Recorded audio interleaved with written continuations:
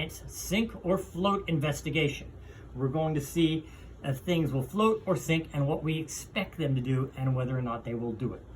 So we're going to start off with a nice container of water. You've got to have a good sized bucket so you can put different objects into it to see if they're going to sink or float. First one we're going to try is a block of wood. Block of wood, you should know by now, usually floats, right? So we'll put the wood in and we'll see if it floats. Look at that! The wood floats. It does exactly what we expect it to. It sinks a little bit into the water, but it doesn't sink completely into the water. So it does exactly what we want it to do. It floats. It floats. We're going to take a sponge. Regular sponge. Got lots of holes in it. More so than Swiss cheese. We'll put the sponge in the water. You think it's going to float? I think it's going to float.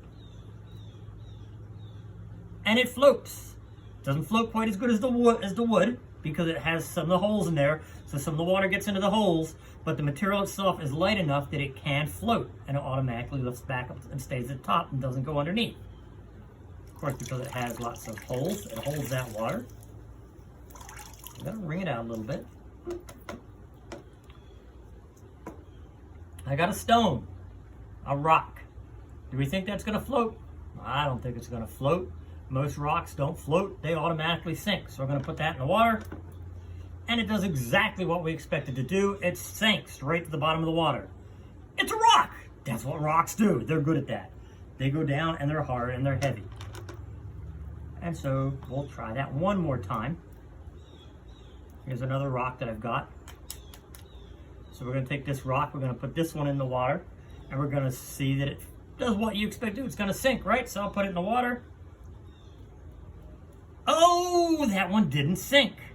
The reason that rock didn't sink is because, just like the sponge, that rock has lots of little bitty holes in it. It's very porous. The word is porous.